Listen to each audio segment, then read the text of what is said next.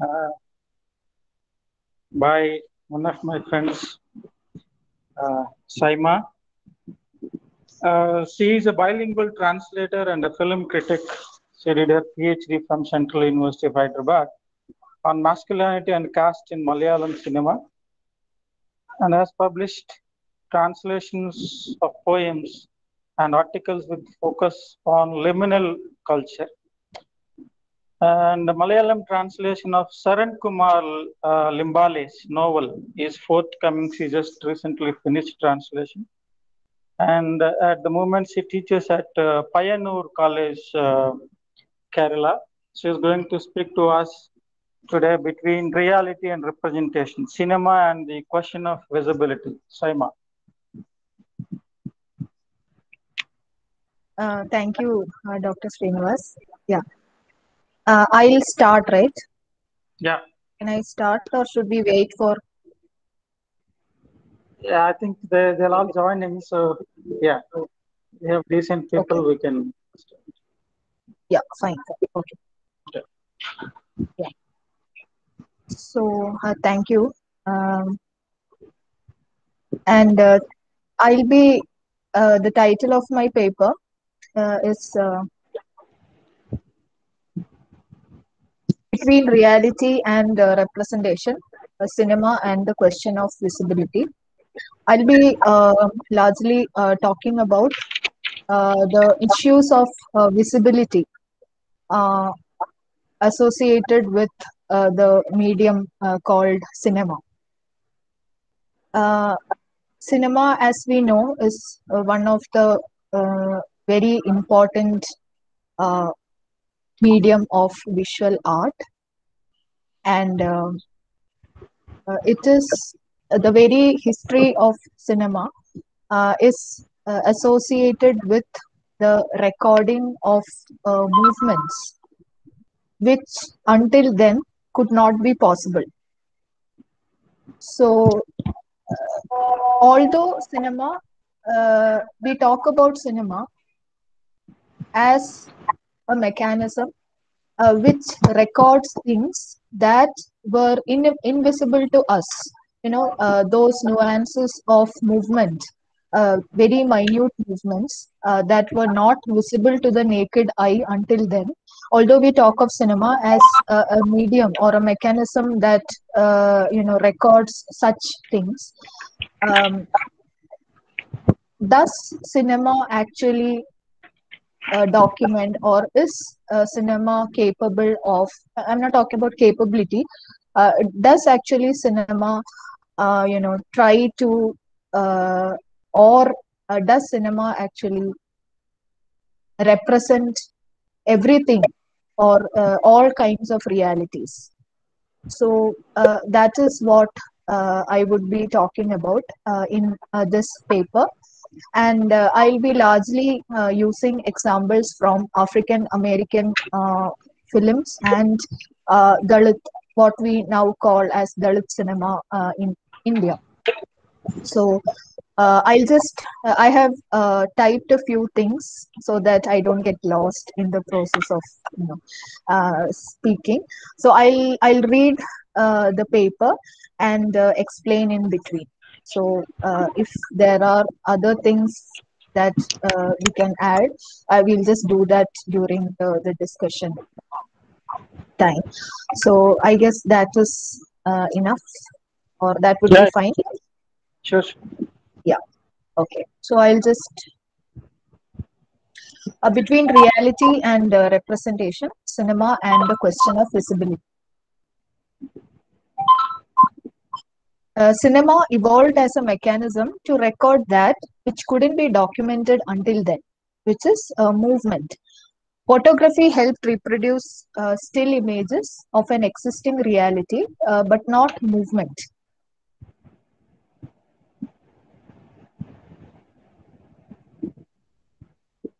Cinema hence becomes important as a medium that helps show what was unrepresentable until then, things that couldn't be recorded by the naked eye.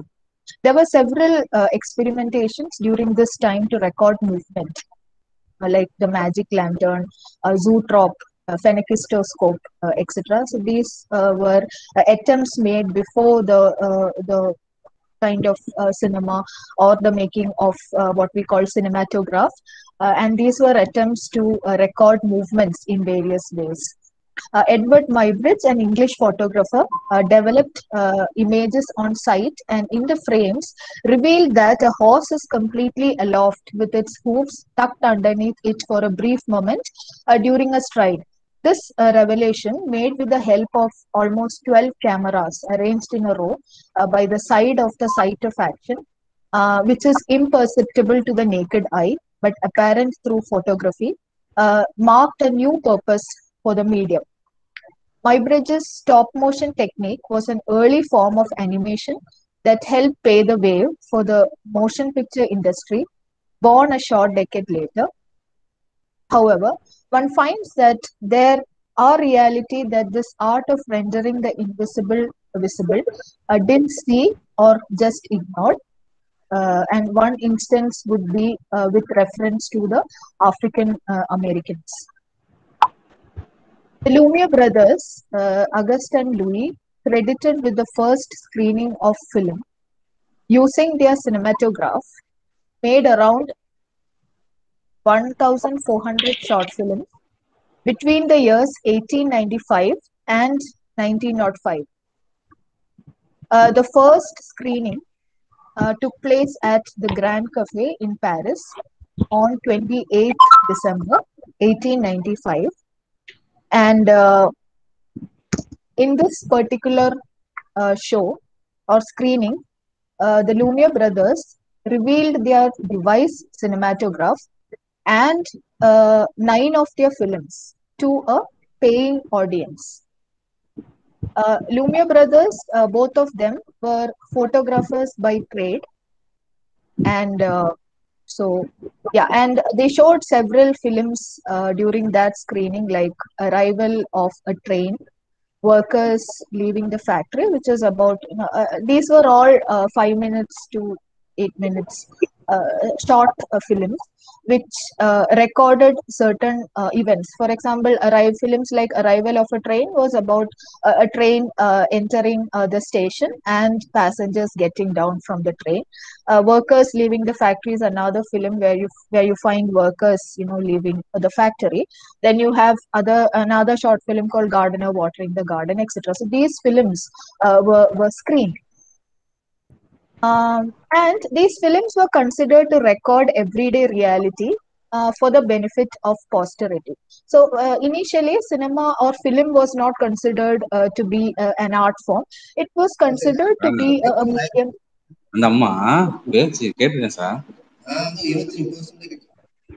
Mr. Raja. Yeah, please. Yeah, Simon. Yeah. Can I continue? Yeah, please. Yeah. Okay. So so at this point of time, cinema was not considered to be an art form, but rather it was just a medium to record everyday things that was happening around a person, things that were happening around. So and these films were considered to record everyday reality for the benefit of posterity. However, among these 1,400 films, there were also, films that were kind of staged in several manners. Abubakar Sanogo talks about the 14 or so films that dehumanizes blacks in various ways. Shot in places like Algeria, Egypt, Tunisia, etc., in the form of travelogues, these films included street scenes. And these films, we find exhibition of African Americans. And some of these films, we find that African American humans were put on the same continuum with animals. They were shown akin with animals, and they were shown inside scenes involving African Americans shown inside a zoo, films that involved showing African Americans as semi-naked, living in reed-plated, homes, while the European counterparts wore suits and lived in brick houses. There were also clippings where Europeans were shown throwing coins in the river, and asking African American children, to dive in the river and get them for the Europeans. So there were also visuals of children swarming around food. Like bees, in these films. These people were displayed in these films in such a manner as to depict a certain kind of bestiality. Not humans, they were dehumanized in a certain manner. Blackness in these films were meant to be shown for the enjoyment and pleasure of white viewers. Similarly, looking at the first narrative cinema, a narrative film in the history of cinema, which is D.W. Griffith's The Birth of a Nation, which is released in 1915. So this is a very infamous film, known for its blatant racism. And this particular film demonizes African American males as rapists and threat to a moral order in the society. There were several sequences which actually rendered African or showed African American population, men and women, in a bad light. One sequence was the Gus chase sequence, for instance, which involved the pursuit of a young white girl by a black man named Gus. Following which, the girl eventually, after this the pursuit, the girl eventually dies in that particular scene. While talking about the birth of a nation, the experience of African Americans, who constitute a sizable population, is rendered absent in this film. It depicts the blacks in the South as docile and happy with their condition as slaves, and black northerners as people who aspire to be white. The black characters are, staged in this film primarily or represented in this film primarily for the pleasure of white spectators. Bell Hooks, a famous American writer and feminist, talks about how the very act of looking was denied to the slaves. They were not allowed to look, straight at their owners.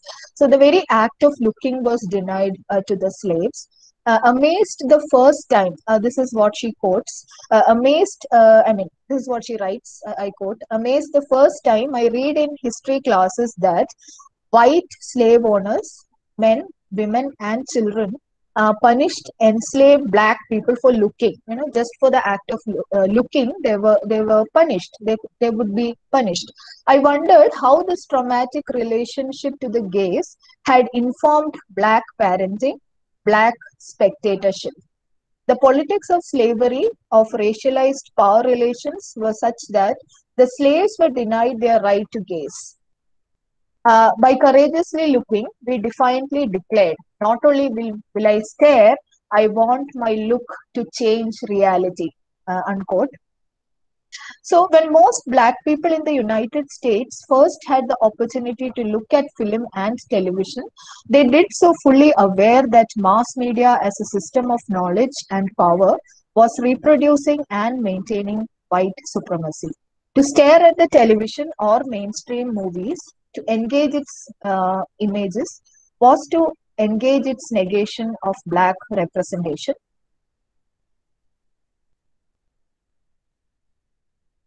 So,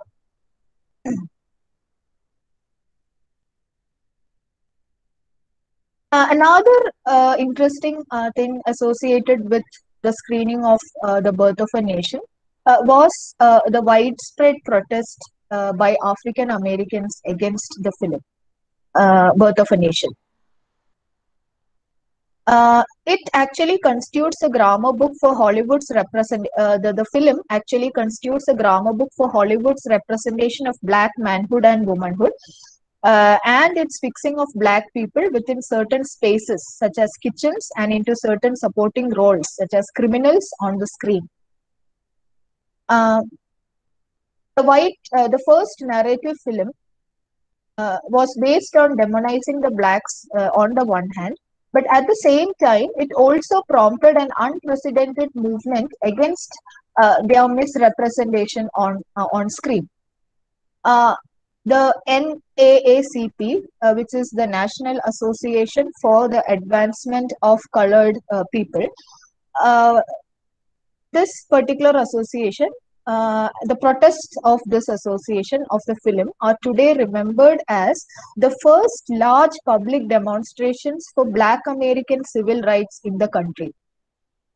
These protests following the announcement and release of the film or it is actually an indication of what do we look for in the study or in understanding a film. The film is today remembered not only for being the first documented narrative film in the history of cinema, but also as an event that sparked off large public demonstrations for Black American civil rights in the US. So, what constitutes the meaning of a film is a pertinent question here. So, where do we look for the meaning in a film? How do we understand a particular film? Do we understand a film looking at the the story of the film? Do we call a film anti-caste or casteist by looking at the character or the content of the film, or do we look at other factors? What do we actually look for when we, as a process of understanding or understanding a film? Coming to India, the beginnings of filmmaking in India is associated with Dada Saheb Phalke. Phalke was born into a Marathi-speaking Brahmin family in Bombay Presidency. And this is what he says about the reason for making a film. I quote, "Could we, the sons of India, ever be able to see Indian images on the screen?" So this was his reason for actually going into making a film. Can we actually, a son of India, as a son of India, can I actually see? Will I be able to see Indian images on the screen? So the desire to see Indian image on screen was what led Phalke to make Raja Harishchandra. So this is the first film. This was released in 1930. Harishchandra is a legendary Indian king who appears in several legends in Mahabharata, Puranas, Bhagavata Purana, etc. So the most famous of these stories is the one. So this is one of the stories which is mentioned in Markandeya Purana, and it also finds mention in several other narratives like Mahabharata. And this king is supposed to be a very a person a king who gives away his kingdom and agrees to be a slave, etc. It's an image associated with the Brahmanical Hindu discourse. Now, as we see from the many films that were to be released in India following Harishchandra, they were all mythologicals based on the stories of Hindu gods and goddesses. Of the 25 narrative films produced in India between 1912 and 1990, all were classified as mythologicals or Pauranika films. Even after the emergence of other genres, such as the historical and the social, in the early 1920s, the mythological continued to account for a significant percentage of the annual cinematic production in the silent era. 14 out of the 99 films produced in 1929, for instance, were classified as mythologicals. In Indian cinema, in India, cinema became a technology and an arena for recording, preserving, disseminating, and redefining what came to be seen as the traditional. through these mythological films. A traditional constructed by colonial and elite nationalist discourse supposed to be inhabited by people who share a common Hindu ancestry.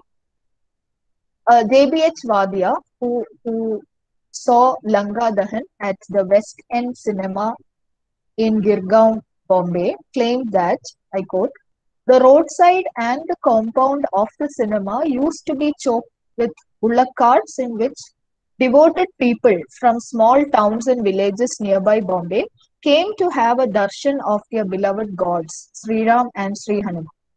Ram and his tale became an underlying theme for many of the films, even now. Concepts of ideal masculinity, femininity, kingdom, values, etc. in films evoke Ramayana in various ways. Cinema here visualizes a world devoid of caste. The untouchability of caste in society extends to the realm of the cinematic art and is rendered invisible and unspoken.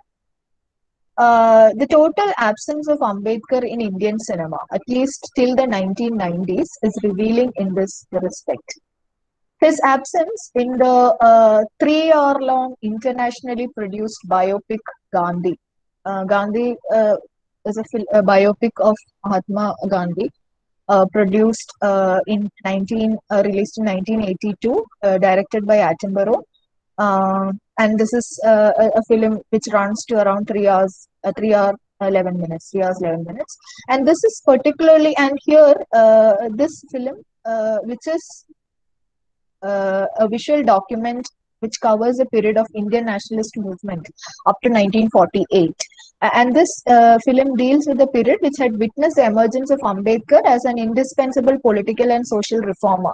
This period was also a time which saw Ambedkar as an indispensable political and social reformer with a vision towards an alternative non-Hindu modernity. And although this film, talks or shows the India of that particular period, Ambedkar is nowhere there in that film, which is some 3 hours long.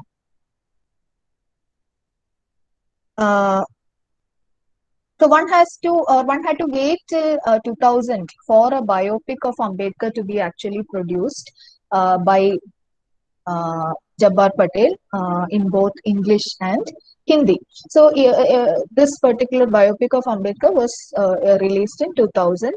We also have, I guess, 4 or 5 biopics on Ambedkar released in regional languages like Kannada, Marathi, and Telugu also, I guess. But none of them became, popular. I don't know if, and even if you watch those films, it's kind of documentary, more of, documentary than film.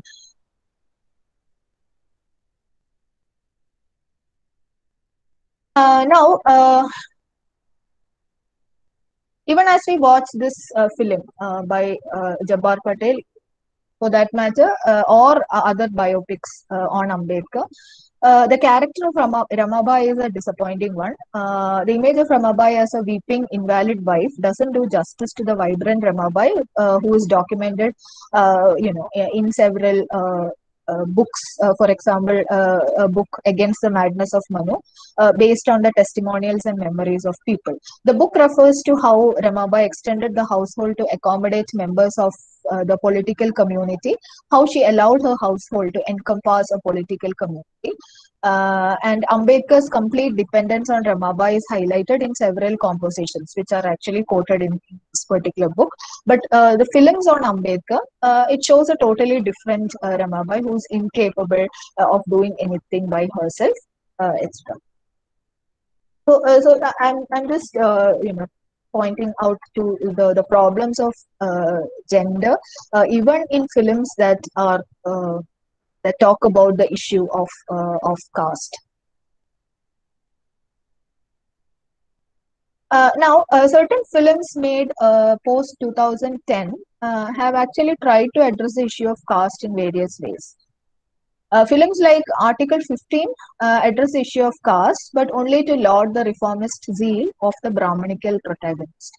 However, caste has seen nuanced articulations in directors of various regional industries like Paranjit Vetrimaran, Nagraj Manjule, Ram Reddy, etc., who have visualized caste in cinema.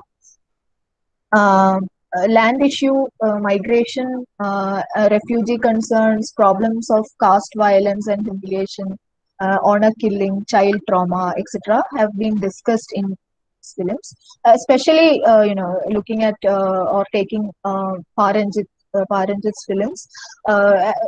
It actually these films actually discuss a transnational Dalit uh, uh, rather than talk about Dalit identity within the context of India or a national discourse, which is very significant regarding the discussion of Dalit identity.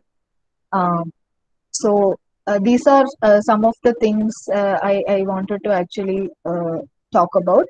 And this is not a conclusive paper, and I have just compiled several points uh, regarding the regarding how there is a problem of invisibility in the medium. Thank you.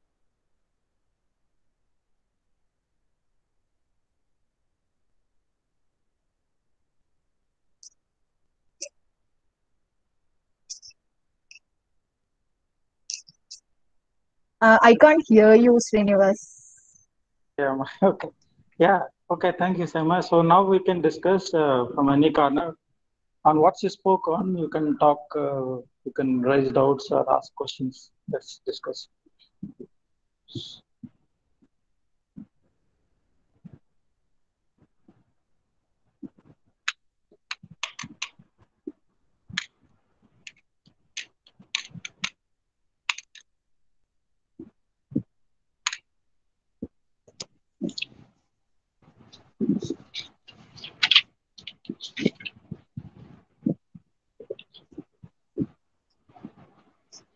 Well, I think let me start.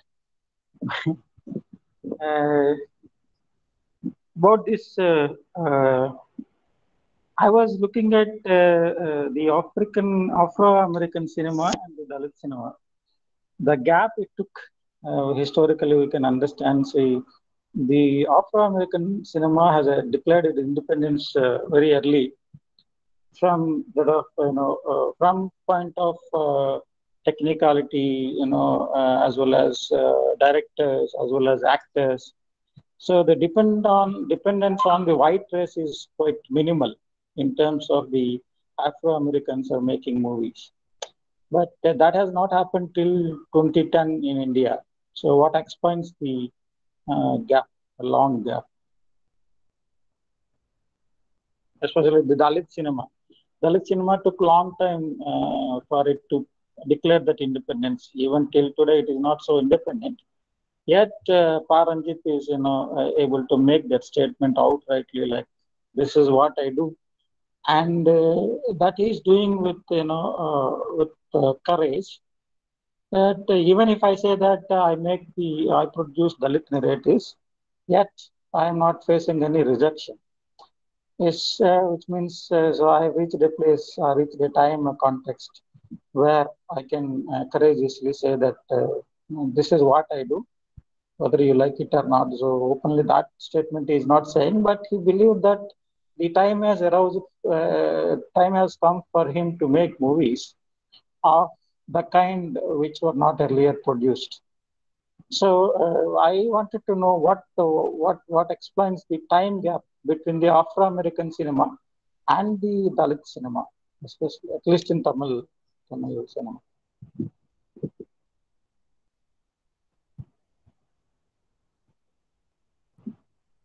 They are not audible now. Yeah, see, as far as African American cinema is concerned, uh, see, just as I said, uh, the film called Birth of a Nation. Yeah. Birth of a Nation itself, although we talk about Birth of a Nation as a very blatantly racist film, something else was happening outside. So where do we actually look for uh, a critique of racism uh, or a critique of casteism uh, while discussing about cinema? Even even as we say that uh, the Birth of a Nation was a racist cinema, that cinema was also an instance, or it also became a factor for one of the very important civil movements to happen, to be organized under NAACP. Similarly, this film became a reason for African Americans to make their own films. It became a reason for people from the African American community to make films, to become entrepreneurs. There were many theaters which were started for African American audience. Whether it is good or bad is another question. But the very economy or financial, mobility that such institutions would bring to the owners who also come from African American community. So this actually, see, and another thing is that this film was an adaptation of a novel. So the novel actually could not lead to such resistances or protests. But the medium called cinema, it gave more, or it gives more, chances or opportunities for all sections of the society to actually address their own identity or assert their own identity, but in different ways. So where do we place this issue of visibility? Do we place it within the screen, on screen, or do we place it outside the theater, or do we place it in the realm of production? See, even if you talk about Malayalam cinema for that matter, we usually say that there is this problem of Nair representation, Savarna representation in Malayalam cinema. But even when we look at the production part of the producers of Malayalam cinema, many of these producers come from backward caste. Theaters are owned by several theaters are owned by the backward caste communities. So how it leads to a kind of mobility in various realms, not just the level of watching and representation on screen. The representation happens at various other realms also, and but the same kind of visibility, as you were saying, the same kind of visibility happened in India quite late. Even if you're talking about, the very depiction of Ambedkar for that matter, the very image of Ambedkar appears in cinema very late. 70s, I guess. It was in 70s that, again, Jabbar Patel uses a frame of Ambedkar in one of his films.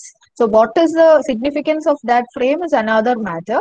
But in a context where, not even an Ambedkar, he is actually an internationally renowned scholar and, renowned scholar and a reformer for that matter. And a film on Gandhi, which actually refers to the movement, the nationalist movement that is happening in a course of period. Even that particular film does not address or even show Ambedkar. In any of it doesn't mention Ambedkar, doesn't show Ambedkar in any of its scenes. So and this happens in the 80s. So even in the early 80s, we do not have the issue of caste being addressed in cinema, unless it is for the Brahmanical protagonist to show his reformist kind of progressiveness. Um, so maybe I guess it could be because the history of caste is totally different from the history of race Yeah. and Yeah, even I if you think, look at yeah. even if you look at the so-called Dalit films, like uh, Sairat, for example, or Pandre, for example, you know, uh, these are realist. Actually, these are realist Dalit films, which conclude saying that uh, liberation is still a far, a distant dream for Dalits. Doesn't Mm. end in a very positive note. Sairat, for example, ends in a gory murder of the couple, who went for an intercaste marriage. And Fandry again is about a kid who unfortunately is forced to do his caste, perform the caste occupation in front of the students, his friends in school, which he never wanted to do. So yeah. Yeah.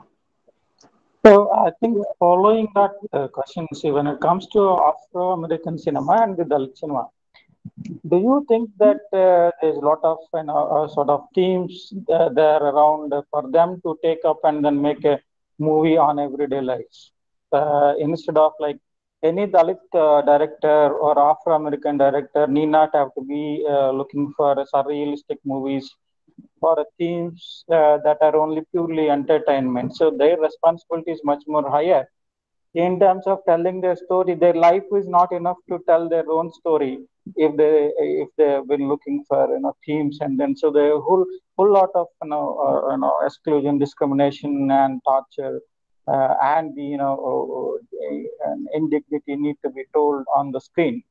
So doing that, they need to stay in cinema. For that, they need to be commercial, and at the same time, they need to be socially responsible, as like Paranjit. Yeah, even if when you're talking about social responsibility, I mean, it should not be the case that they are burdened, the burden of social or political responsibilities, I mean, political correctness, or the responsibility for making themselves visible is upon Dalit directors or African American directors. So that is a problem you find in realist films. There is a kind of uh, burden that they show caste in a way that actually represents tales of suffering, only. Hmm. And but at the same time, when you look at films of Paranjit, for example, there is a certain sense of celebration there. Uh, it's not just about sufferings and humiliation and oppression, but it is taking this issue of Dalit liberation to a much broader platform. There it's not just about it's not about Dalit and nationalism, or Dalit and Indian nation. It is much more contemporary, in the sense that it talks about a transnational Dalit.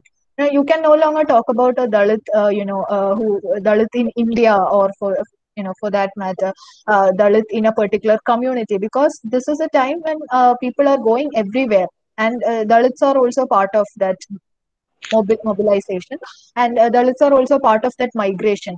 So that is one thing that I find interesting in Paranjit's movies. It's not just about, it's not just tales of sufferings, or tales of depression or distress, but it shows that there are ways in which you can have a different imagination of liberation, imaginary of liberation for Dalit community. Or Dalit cinema does not mean cinema that shows the liberation of Dalits alone. It is about talking about a totally different kind of modernity. Modernity that is different from a Brahmanical modernity. It's not something that is related to the representation of Dalit community alone. It's a larger concern. It's talking about a larger, Ambedkar himself, he was not something, He was not addressing issues of Dalits alone. By addressing the issue of Dalits, he was also talking about a larger modernity, which was like unaddressed by the national colonial, patterns of interpretations of modernity.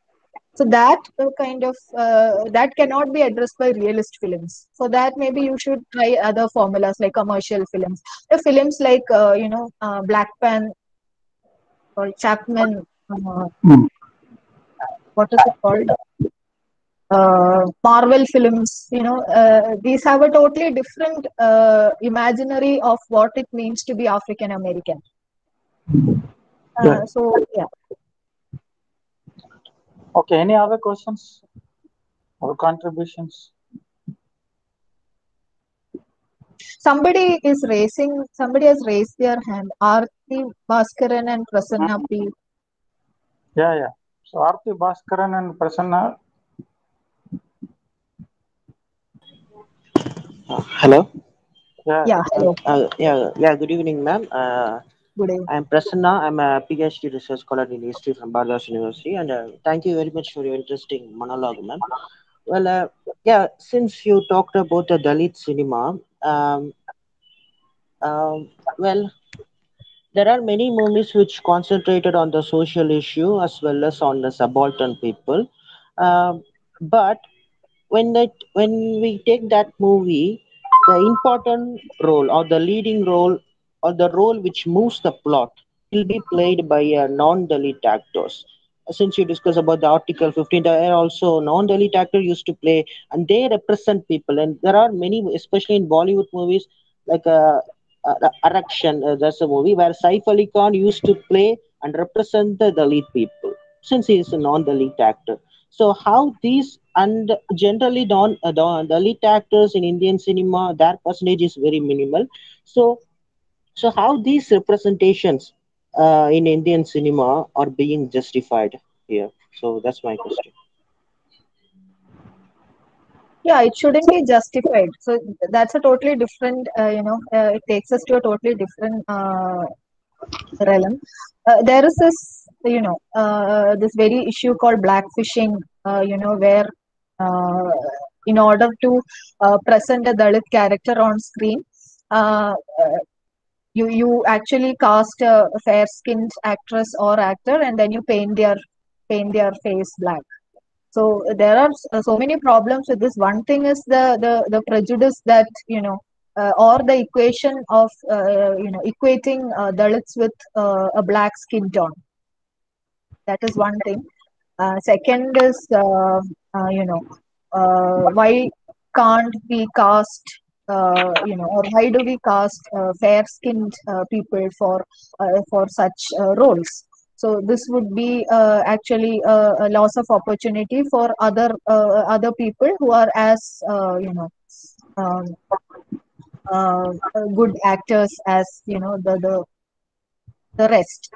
So this is definitely, and even as I was talking about the birth of a nation, Griffith actually used blackface. This is called blackfacing.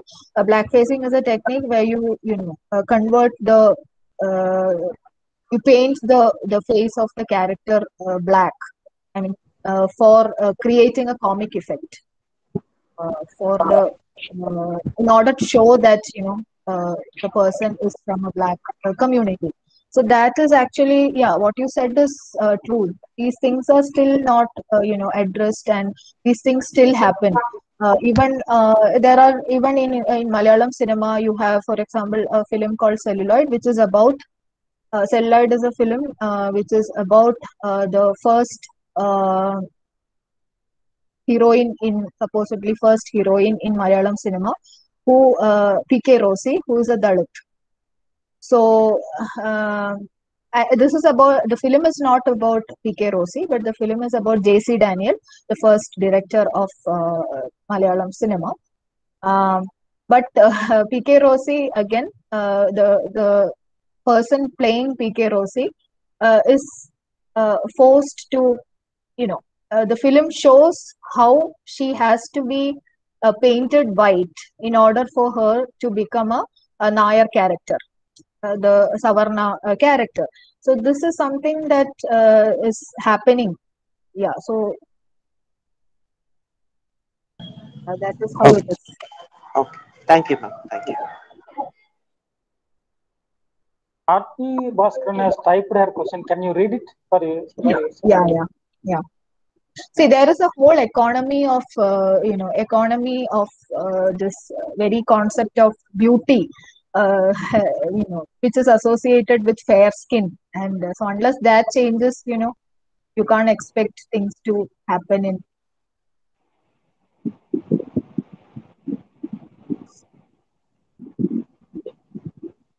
Aarti Bas, how you differentiate the films with caste privileges and Dalit women liberation narratives that portrayed working class women with realistic lens.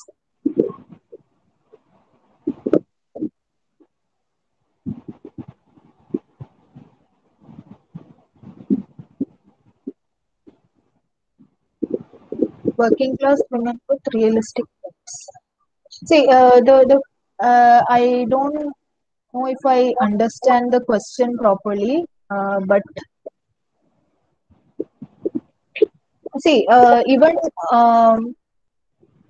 the question of gender or the question of women's representation is problematic even in the Dalit films or films that actually address issue of caste. Again, Paranjit's case is totally different. You find very independent women in films, Paranjit's films, but this is not something that we find in uh, other such Dalit films. See, I'm not making a uh, you know uh, binary division or differentiation between Paranjit films and other Dalit films. No, that is not my intention. But uh, yet there is a very nuanced way in which Paranjit actually discusses the issue of gender. They are all outspoken women in films. Paranjit films. Take Kabali, take Kali, Kala, or take the recent film on boxers. In all these films, you have a very assertive woman character. But when you take, for example, the biopics of Ambedkar, as I mentioned earlier, the you know the wife, for example, the character that plays the wife of Ambedkar is shown to be a very fragile character who is incapable of uh, any um, any support or mental support or any communal or communal community based kind of support is not there from her part. But this is not the kind of image that we get of Ramabai from other kind of narratives. So why does a film on Ambedkar have to actually portray the woman character in such a manner is something that needs to be discussed. Or why does the director assume that a woman or the wife of Ambedkar should be like this or should not be in other way? So this is something that needs to be actually addressed.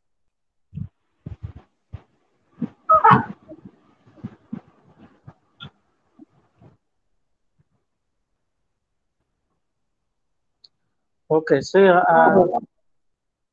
yes, Wives of Bharati Bhaskaran, wives, she has a. Okay, I didn't read the first comment of Bharati Bhaskaran. what was he saying? For a reference, if we notice the wives of Tamil movies that venerated or based on the caste privilege and pride, such as Cheran Pandit, Thevar Madhu.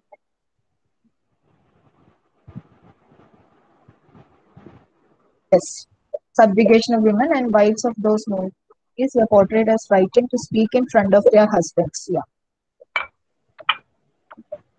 protection of caste purity is possible only by the oppression of women. Yes, you're right. So the oppression of women, even when we're talking about Dalit oppression, the question of the problem of oppression that women face in within Dalit community is quite often not addressed. That is definitely there. Yeah, Indian women can't be liberated without the annihilation of caste. There should also be the annihilation of sexism for that. Uh, yes. Yeah, I agree with you totally, R.D. Bhaskaran.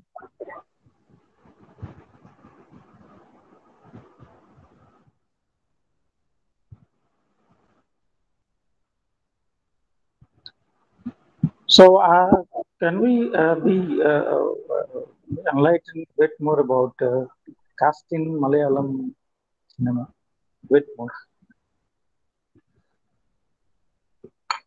Caste in Malayalam. Yeah. See, yeah, as I was saying, um, there is a way in which you have a Nair supremacy in when you look at the representation within films. How it shows. Yeah. Um, yeah, how it shows.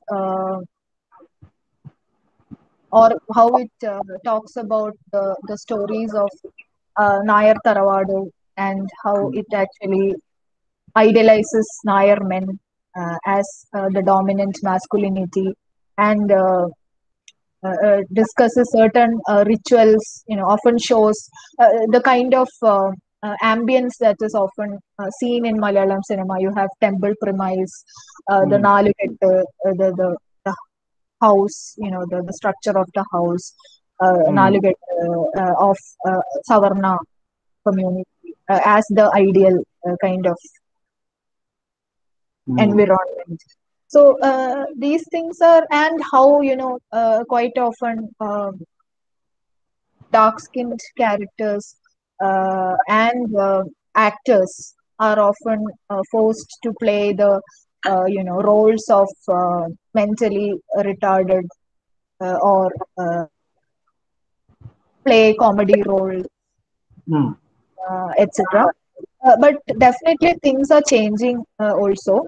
Yeah, and if you take the case of women or women characters, again, the ideal woman is a very fair-skinned woman, who yeah, that is all that is there, and uh, but as I was saying, how do you talk about representation? Do we talk about representation in cinema by considering the representation within the film, or do we also need to consider the production part and the distribution and the consumption part of cinema? It's not just the viewing, or it's not that or the theme of the film that matters, where you have the heroism of the Nair male being depicted, or the beauty of the Savarna woman being celebrated. So it's not just about that. The kind of investment that goes into the making of these films, I guess it's something that we need to discuss further. For example, as I understand, there's a huge capital that goes into the making of Malayalam films, which is not Nair at all, which does not have a Nair base at all, which is largely OBC, people coming from backward caste communities.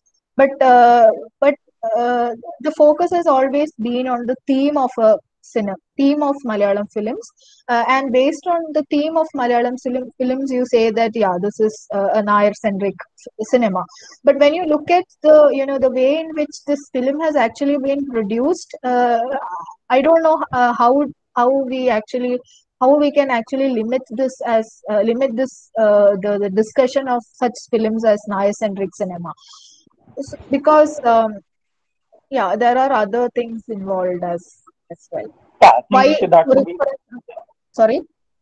Yeah, that's a problem across all the film Yes. industry is all languages because Yeah. the bourgeoisie, the cinema bourgeoisie is basically Sudra. Yet, I think Telugu is very conscious. Telugu people are very conscious in actually trying to bring in their history and culture while investing on the movie. So they make sure that they bring in their culture. But of course, it is hyped one. At least say Reddy, Kama, Naidu, all these things. So and a number of titles they use and they try to glorify their culture. So there you can see in Telugu industry that there is a relation, a correlation between investment and whose history is being talked about. Yeah. But Yeah. probably are you talking about in Malayalam cinema? I think the investor is Sudra, the bourgeoisie investor, capitalist is Sudra, but the Mhm. themes are Nair centric. So there you can see the disconnection. Yeah, I think we need to look at it from various angles, not just, look at the theme of the cinema and say that this is anti-caste or casteist, which wouldn't make, which would be actually limiting the understanding of a cinema or the analysis of a cinema based on its theme alone.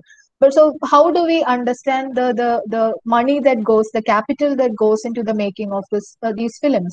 So, don't they matter? Don't the producers of the film matter? How they actually reached that particular scenario where they feel that okay, let's enter into the film business.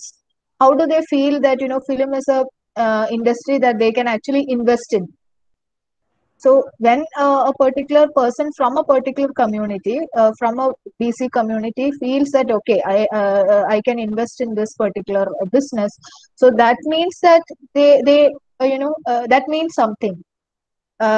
So, and why they make a choice of producing films who have Nair characters or which talks about Nair narratives. So that is a negotiation that they are, you know, actually. It's not something that they do without knowing that, the caste Yeah, equation. yeah, I think so. Yeah, yeah, that is there. But if you let me guess, there are many things. Like, say, for example, being a Malayali culture is being spoken about, talked about, pictured, and then popularized throughout the world. So, a Malayali, even being a Sudra, whose history is not being talked about by producer of a movie, but he would be very happy if history of Malayalis and history of Kerala being produced or being depicted or being projected. So from that point of angle, he would not be looking at whether the producer's history or his own history, his community history, his culture is being represented or not in the film where he is investing. But I think from a regionalism point of view, from a nationalism point of view, if he's connecting himself to the Hindu culture or a Christian culture, for example, where he belongs to, so I think there is one point, but of course, commercial success, commercial proposition, commercial success is turning out to be a good industry. So therefore, you will not be losing much money. But more than that, I think the glamour and apart from that, the name, fame, and he or she are being satisfied with being a contributors to the art form or a culture and to the history or to the culture of the state eventually. I think that is one of the important consider points to be considered. My last doubt probably, or we can clear our doubt. Why in the beginning it is actually the movies are about the everyday life, but after that the movies took off and then the whole lot of themes are only for entertainment. There are a whole lot of surrealism, unrealistic themes, be it any movie, especially the commercially successful movies like Hollywood and Bollywood. So then only we are talking about good movies like everyday life. If there is a good movie, it has to be about everyday life. So Paranjit Sarpata seems to be about everyday life. So there was at the beginning movies were about everyday life, and then in the middle they lost the ground, and then whole lot of entertainment, Rocky Jockey, this that. So then we came back and then trying to see the celebration of the finest movie seems to be a movie about everyday life. So, what explains this transition from look, you need to be responsible, at least the kind of intelligence that you invest in a movie, the kind of money that you invest, the kind of technical people work on, all their work should not go waste. So there has to be some meaning. You cannot make a meaningless movie. So therefore, come back to the ground and then look at the themes around. They're flowing around. They're lying down. So why don't you pick up the everyday life of the life as a themes instead of like just being a realistic movies, taking sci-fi movies or taking love stories, this that. So looks like we came back where we started, because you are mentioning about the train and all that. Mhm. So there you said that these movies were about everyday life, people coming out of the factory. So then today we're talking about like in Paranjit movie, the very first scene is like the Kabilan coming out from the factory. So like that, looks like today good cinema is about people are very serious about cinema. They don't just like go to see entertainment, but also they're looking for some amount of meaning and sensibilities, sensitivities in the cinema. So what explains when it is started about everyday life, then it has gone wrong somewhere, and then coming back to everyday life. Yeah. See, every day, although we use the term everyday life, several things are deleted from that every day. Every day is not a very a kind of Yeah, yeah, every day. yeah. I understand. Every day is something that is filmed. Yeah. Uh, Several things are deleted from the frame to create an everyday. So Mm. every day itself is problematic. That's why I said, although we talk about Lumiere, the films of Lumiere brothers as films that record everyday reality, there were certain events, that were framed. Okay, like the scenes involving the African American lives. You know, uh, Yeah. yeah. So every day is not a very innocent category, very natural category. That is a problem. But when you come to the film by Parambare by Paranjit, that is an everyday again, which is a created everyday. But in Yeah. that created everyday, he has incorporated those communities which were not part of the everyday of you know everyday that was shown in other films. So that Mm-hmm. everyday itself is a problematic concept, which there is an everyday which is removed of the removed of marginalized community, and there is Yeah. an everyday which is precisely one that is constituted by marginalized communities and their lives. If you look at this latest film that we are talking about, there also you can't find a very it's not a very exclusive community. It is a community where there are several people who are coming. It's a port, a place Mm. where cultures from other places merge with the cultures of the people there, and even references to boxes of other nations. Yeah. uh, Mm. Definitely, Paranjit is saying that Dalit identity, or the identity that he's talking about, is not an identity which you can, which is formed within the borders of India. It's a transnational identity. The everyday is a concept that is created, uh, taking aspects from the transnational aspect. It's not something that is he is not talking about an indigenous kind of or an original everyday. It is an everyday that is inclusive of several things, which is not there in the everyday of the past in Yeah. films. Yeah. So there's Yeah. a difference in the everyday, I guess. Okay. Thank you. If there are no questions or any doubts and contributions, we'll stop here. We say thanks to Seema. Thanks a lot, Sorry. Srinath. Yeah, Prasanna. Yes, sir.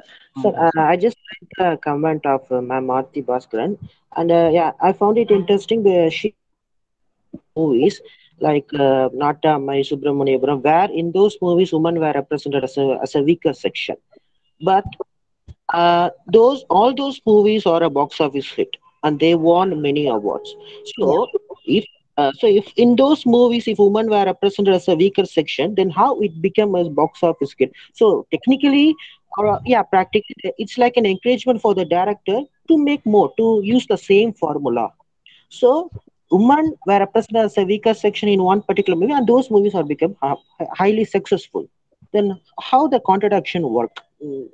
Can you There explain, is please? no, yeah, there is no contradiction there. It's a patriarchal society that we are living we are living in, and the everyday is a patriarchal everyday.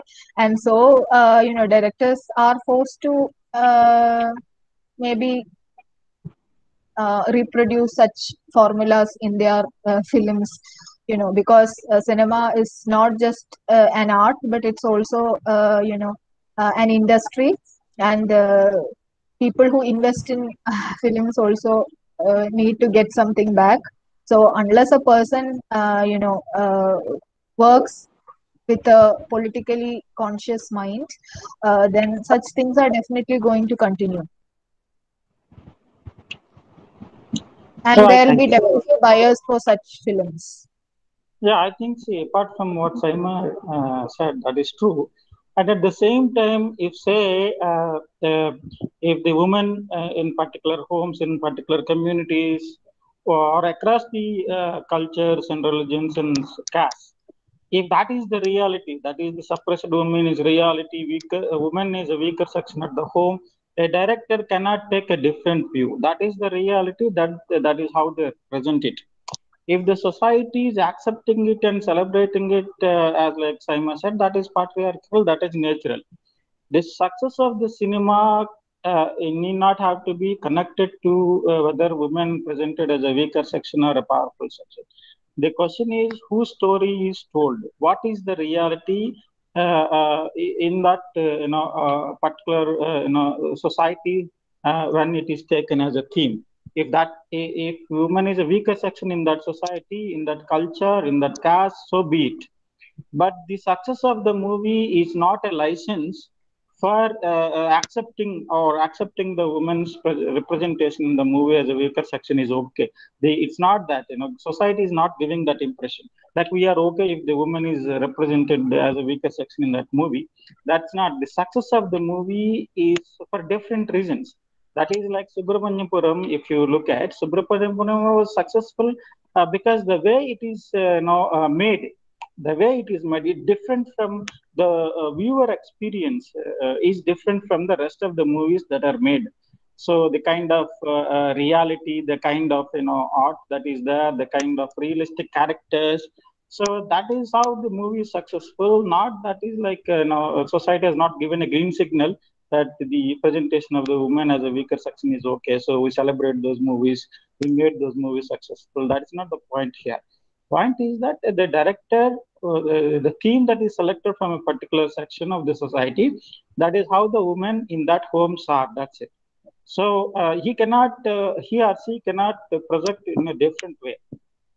That's what the point is. So that is the case with Virumandi. That is case with all kind of those movies. So unless and until you have the historical example where there are the homes are transformed totally. There are educated women who have totally changed. So therefore, but though the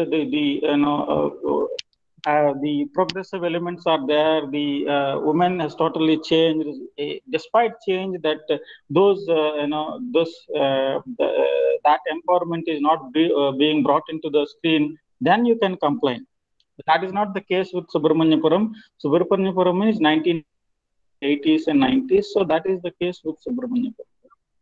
But Sarpata is totally different, as like Paranjit believed that. He says that his mother is very courageous. So he reflects Also the some of wife. the wife also. And Bhagyam certain dialogues of Bhagyam is a reflection of his mother. So he was trying to say that in this section of the society, there's a bit aggressiveness in the woman. So that's what he's trying to project. So the success of the movie cannot explain that the society accepted the weak representation of the woman. Yeah, Srinivas, but that is also, I guess, that is also a very, it is there, celebration of violence against women definitely is there. See, I just remember uh, watching this. This was a very celebrated kind of movie, Maya Nadi, uh, Hmm. Yeah. in Malayalam. Mahanadi. Yeah, yeah, Maya Nadi. Okay.